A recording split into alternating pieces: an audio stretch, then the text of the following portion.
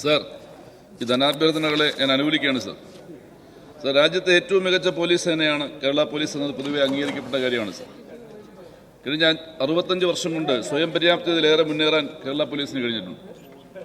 കുറ്റാന്വേഷണ മികവ് കൊണ്ടും സാങ്കേതിക വൈദഗ്ധ്യം കൊണ്ടും ഈ രണ്ടു മേഖലകളിലും സ്വയം പര്യാപ്തത കൈവരിക്കാൻ കേരള പോലീസിന് കഴിഞ്ഞു എന്നതാണ് വാസ്തവം. കേരളത്തിലെ മതനിരപേക്ഷ സമൂഹത്തിന്റെ സംരക്ഷണം ഉറപ്പാക്കാൻ പോലീസിനെ ഫലപ്രദമായി ഉപയോഗിച്ചു ഈ സർക്കാർ. വർഗീയ സംഘർഷങ്ങളൊന്നും തന്നെ കഴിഞ്ഞ 8.5 വർഷത്തിനിടെ സംസ്ഥാനത്ത് ഉണ്ടായിട്ടില്ല എന്നത് പ്രത്യേകം എടുത്തു പറയേണ്ട കാര്യമാണ് സർ.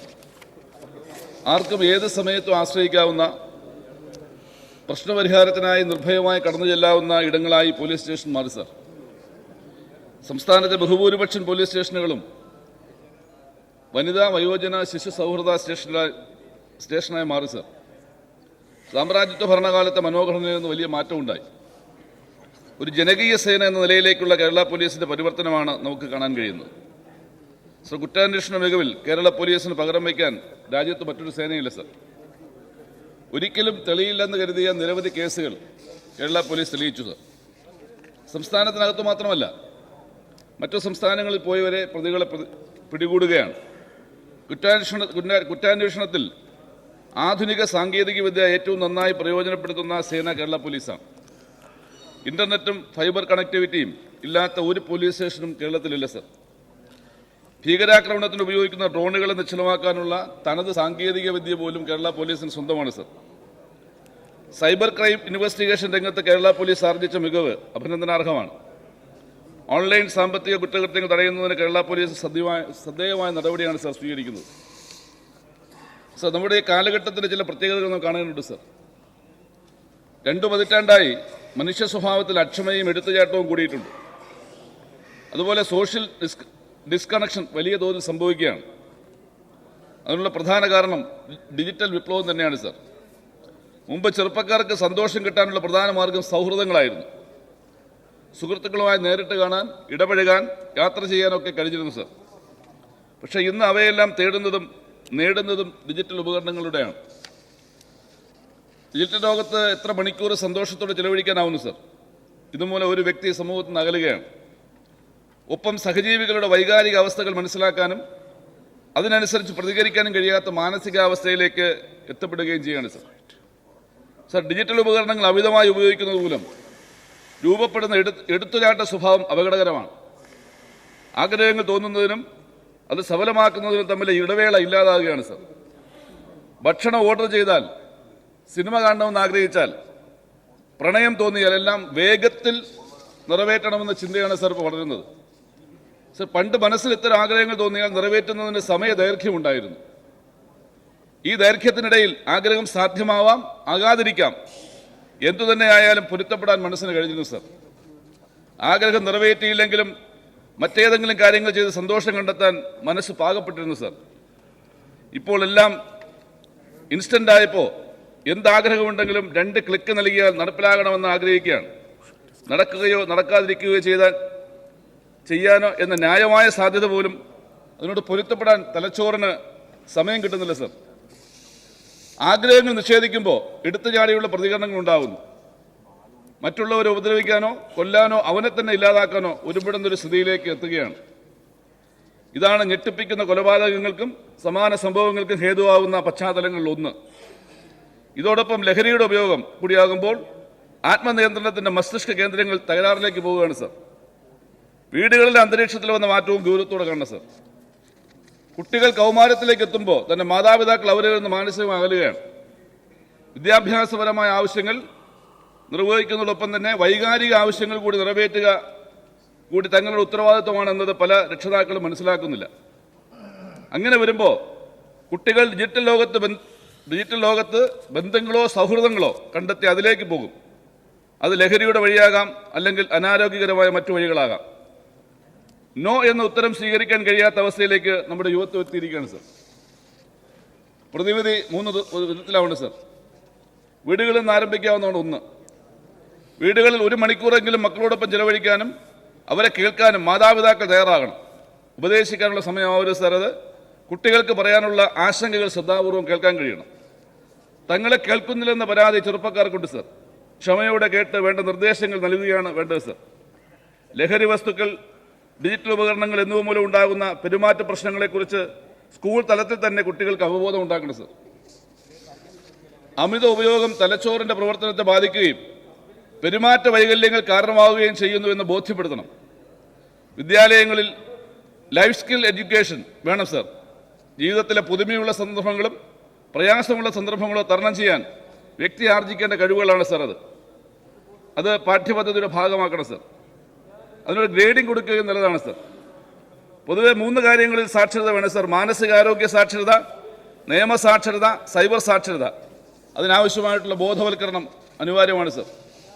സർ, കേരള പോലീസിന്റെ നേതൃത്വത്തിൽ സാമൂഹിക പ്രസക്തിയുള്ള പദ്ധതികളെ ഒരു കുടക്കീഴിലാണ് നിർത്തിക്കൊണ്ട് സോഷ്യൽ പോലീസിംഗ് ഡിവിഷൻ രൂപീകരിച്ചത് അഭിനന്ദനാർഹമാണ് സർ. അതുപോലെ തുണ എന്ന് പറയുന്ന പുതിയ സംവിധാനം പോലീസ് സ്റ്റേഷനുകളിൽ എത്തി പരാതികൾ പരിഹരിക്കാൻ വേണ്ടിയിട്ടുള്ള സംവിധാനമാണ് സർ. ജനമൈത്രി പോലീസ്, SPC തുടങ്ങിയ മാതൃകാപരമായ പദ്ധതികൾ രാജ്യത്തിന്റെ മാതൃകയാണ് സർ. സർ, ജനമൈത്രിയുടെ ഭാഗമായിട്ട് ചാത്തന്നൂർ മണ്ഡലത്തിൽ നടപ്പിലാക്കിയ ഒരു പദ്ധതിയാണ് സർ സുരക്ഷിത ചാത്തന്നൂർ. സർ, ഈ പദ്ധതി 9/3/2017 C7A 37/601/2017 PHQ എന്ന സർക്കുലർ പ്രകാരം DGPയുടെ നിർദ്ദേശപ്രകാരം ആരംഭിച്ച പദ്ധതിയാണ് സർ. സർ, സുരക്ഷിത ചാത്തന്നൂർ കൊണ്ട് ഉദ്ദേശിക്കുന്നത് ജനമൈത്രി പോലീസിന്റെ മറ്റൊരു രൂപമാണ് സർ.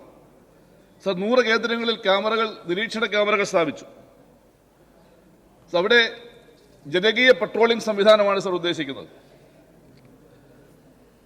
അവിടെ 140 വാർഡുകളെ 3 വാർഡുകളെ ഒരു ബീറ്റുകളാക്കി തിരിച്ചുകൊണ്ട് ഒരു വാർഡിൽ നിന്ന് 10 സന്നദ്ധ പ്രവർത്തകർ, പോലീസ് സെലക്ട് ചെയ്യുന്ന 10 സന്നദ്ധ പ്രവർത്തകരെ സെലക്ട് ചെയ്ത് അവർക്ക് ട്രെയിനിങ് കൊടുത്ത് എല്ലാ ദിവസവും ഈ 2 വാളണ്ടിയേഴ്സിനെ പെട്രോളിങ്ങിന് നിയോഗിക്കുന്ന സംവിധാനമാണ് സർ. അത് കൊല്ലം സിറ്റി പോലീസ് കമ്മീഷണറാണ് അതിൻ്റെ ചുമതല നൽകി നിശ്ചയിച്ചിരുന്നത്. അത് നടപടികൾ വേഗത്തിൽ നടന്നു വന്ന സമയത്താണ് സർ കോവിഡ് വന്നത്. സർ, വളരെ സന്തോഷത്തോടെ പറയട്ടെ, അന്ന് കൊല്ലം റൂറലിലെ SP ആയിരുന്ന ഹരിശങ്കർ IPS, അദ്ദേഹത്തിൻ്റെ ഒരു പോലീസ് സ്റ്റേഷൻ എൻ്റെ മണ്ഡലത്തിൻ്റെ പരിധിയിലുണ്ടായിരുന്നു സർ. അദ്ദേഹം ആ പദ്ധതി സർക്കുലർ കണ്ട ശേഷം അദ്ദേഹത്തിൻ്റെ പരിധിയിലുള്ള പോലീസ് സ്റ്റേഷനിൽ നടപ്പിലാക്കാൻ വേണ്ടിയിട്ട് ഫ്രണ്ട് ഓഫ് പോലീസ് എന്ന് പറയുന്ന ആ പദ്ധതിക്ക് രൂപം നൽകുകയും അതിന് യൂണിഫോം ഉൾപ്പെടെ, ഹാൻഡ്ബുക്ക് ഉൾപ്പെടെ, ട്രെയിനിങ് ഹാൻഡ്ബുക്ക് ഉൾപ്പെടെ തയ്യാറാക്കുകയും ആ പദ്ധതി വോളണ്ടിയേഴ്സിനെ സെലക്ട് ചെയ്ത് നടപ്പിലാക്കുന്ന ഘട്ടത്തിലെത്തിയപ്പോഴാണ് സർ കോവിഡ് വന്നത്. അത് DGPയുടെ സർക്കുലർ പ്രകാരം സംസ്ഥാനത്തിൻ്റെ മാതൃകയെ നടപ്പിലാക്കാൻ കഴിയുന്ന ഒരു പദ്ധതിയായിട്ടാണ് അദ്ദേഹം വിശേഷിപ്പിച്ചത്. സർ, ആ ഫ്രണ്ട് ഓഫ് പോലീസ് പദ്ധതി ഏതാണ്ട് ഒരു മണ്ഡലത്തിൽ ഒരു വാർഡിൽ നിന്ന് 10 പേര് വീതം 1400-ലധികം ആളുകളെ പോലീസിനെ നിരീക്ഷിക്കാൻ, ആക്ഷനില്ല, ഒബ്സർവേഷൻ മാത്രമാണ് ആ വോളണ്ടിയേഴ്സ് ചെയ്യുന്നത്. എല്ലാ ദിവസവും രാത്രികാല പെട്രോളിംഗ്, പോലീസിന്റെ ട്രെയിനിങ് കൊടുത്ത്, യൂണിഫോം കൊടുത്ത്, ആ ട്രെയിനിങ് പ്രോഗ്രാമിലൂടെ വാർത്തെടുക്കുന്ന നിർദ്ദേശങ്ങൾക്കനുസരിച്ചുള്ള പെട്രോളിംഗ് സംവിധാനമാണ് സർ. സർ, ആ പദ്ധതി നടപ്പിലാക്കുന്നതിന് ഞാൻ വീണ്ടും അപേക്ഷ നൽകി. കോവിഡ് കാരണം ലോക്ക്ഡൌൺ പ്രഖ്യാപിച്ചതുകൊണ്ട് നടപ്പിലാക്കാൻ കഴിഞ്ഞില്ല. ജനമൈത്രി പോലീസിന്റെ ഭാഗമായിട്ട് ആ പദ്ധതി നടപ്പിലാക്കാൻ വേണ്ടിയിട്ട് ഞാൻ DGPക്ക് വീണ്ടും കത്ത് നൽകിയിട്ടുണ്ട് സർ. അത് എത്രയും പെട്ടെന്ന് ജനമൈത്രി പോലീസിന്റെ ഭാഗമായിട്ട് നടപ്പിലാക്കാൻ കഴിയുന്ന പദ്ധതി, അത് 2ാം ഘട്ടമായി നമുക്ക് എക്സൈസിനെയും അതുപോലെ മോട്ടോർ വാഹന വകുപ്പിനെയൊക്കെ ഉപയോഗപ്പെടുത്തിക്കൊണ്ട് ഈ സംവിധാനത്തെ ഉപയോഗപ്പെടുത്തി നമുക്ക് അപകടരഹിതമായിട്ടുള്ള പ്രദേശമായി ലഹരിക്കെതിരെയുള്ള പ്രധാനപ്പെട്ട നിരീക്ഷണ സംവിധാനം ഏർപ്പെടുത്താൻ കഴിയുന്ന സംവിധാനമായിട്ട് അതിനെ മാറ്റിയെടുക്കാൻ കഴിയും സർ. അപ്പോൾ ആ തരത്തിൽ നമുക്ക് ഈ ഫ്രണ്ട് ഓഫ് പോലീസ് പദ്ധതി നടപ്പിലാക്കാൻ വേണ്ടി മുൻകൈ എടുക്കണമെന്ന് അഭ്യർത്ഥിക്കുകയാണ് സർ. സർ, അതുപോലെ മറ്റൊരു കാര്യം പറയാനുള്ളത്,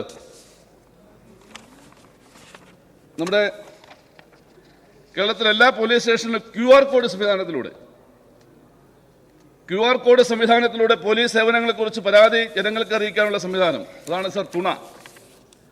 പോലീസ് സ്റ്റേഷനിലെ സേവനങ്ങൾക്ക് പരാതി ഉണ്ടെങ്കിൽ QR കോഡ് സ്കാൻ ചെയ്ത് പരാതികൾ സമർപ്പിക്കാൻ കഴിയും. അത് പോലീസ് സ്റ്റേഷൻ ബേസ് ചെയ്താണ് ഇപ്പോൾ അത് ആരംഭിച്ചിട്ടുള്ളതെങ്കിലും സർ, അടുത്ത ഘട്ടത്തിൽ ഓരോ പോലീസ് ഉദ്യോഗസ്ഥനെ സംബന്ധിച്ചുള്ള സേവനങ്ങളെ സംബന്ധിച്ച് മാർക്കിടാൻ, വിലയിരുത്താനുള്ളൊരു അവകാശം ജനാധിപത്യ സംവിധാനം ജനങ്ങൾക്ക് ലഭിക്കുന്ന രീതിയിലേക്ക് അത് മാറ്റിക്കൊണ്ടുവരണം സർ. സാർ ഇന്നിപ്പോൾ നമ്മൾ ബാങ്കുകളിലൊക്കെ പോകുമ്പോൾ ചില ബാങ്കിലെ ജീവനക്കാർ വന്നിട്ട് എൻ്റെ സേവനം നന്നായിരുന്നോ സാർ എന്ന് ചോദിക്കുന്ന പ്രൊഫഷണൽ ബാങ്കുകളൊക്കെ ഉണ്ട്. എൻ്റെ സേവനം എങ്ങനെയുണ്ടായിരുന്നു സാർ, അഭിപ്രായം രേഖപ്പെടുത്തണം എന്ന് പറയുന്ന രീതിയിലേക്ക്, ആ തരത്തിലേക്കുള്ള ഒരു ഹൈജീനിക് സർവീസ് കൾച്ചറിലേക്ക് നമ്മുടെ പോലീസ് സംവിധാനത്തെ കൊണ്ടുപോകുന്നതിൻ്റെ ആദ്യപടിയായിട്ടാണ് സാർ നമ്മളിപ്പോൾ ഈ പറയുന്ന QR കോഡ് സംവിധാനത്തിലൂടെ പോലീസ് സേവനങ്ങളെ വിലയിരുത്തുന്ന പൊതുജനങ്ങൾക്ക് അറിയിക്കാനുള്ള സംവിധാനത്തെ കാണുന്നത് സാർ. അത്തരത്തിലുള്ള മികവാർന്ന പ്രവർത്തനങ്ങൾ, ലോകത്തിന് തന്നെ മാതൃകയായിട്ടുള്ള നിരവധിയായിട്ടുള്ള പ്രവർത്തനങ്ങൾ, അതുപോലെ അന്വേഷണ മികവിൻ്റെ പര്യായമായിട്ട് നമ്മുടെ പോലീസ് മാറുകയാണ്. തൊട്ടടുത്ത സംഭവങ്ങൾ തന്നെ തൃശ്ശൂർ ടൗൺ പോലീസ് സ്റ്റേഷനിലെ ക്രൈം നമ്പർ 16-12-24 എന്ന് പറയുന്ന ആ കേസിൻ്റെ ഹിസ്റ്ററി നോക്കിയാൽ Kunnamangalam police station, Ochira police station, അതുപോലെ Parassala police station, Valapattanam police station, Mannancherry police station, ഈ ക്രൈമുകളിലെല്ലാം നടന്ന ക്രൈമിനെ എങ്ങനെയാണ് കൈകാര്യം ചെയ്യുന്നത് മികവിൻ്റെ പര്യായമായി രാജ്യത്തെ മറ്റ് സംസ്ഥാനത്തെ പോലീസിന് മാതൃകയായിട്ടുള്ള പ്രവർത്തനം നടത്തുന്ന പോലീസായിട്ട് നമുക്ക് ഈ പോലീസ് സേനയെ കാണാൻ കഴിയും സർ. അത്തരത്തിൽ വളരെ മാതൃകാപരമായി പ്രവർത്തിക്കുന്ന ഈ ആഭ്യന്തര വകുപ്പിനെ, അത് നേതൃത്വം കൊടുക്കുന്ന ആഭ്യന്തര വകുപ്പിനെ അഭിനന്ദിക്കുന്നു സർ. ഈ ധനാഭ്യർത്ഥനയെ ഞാൻ അനുകൂലിക്കുകയാണ് സർ.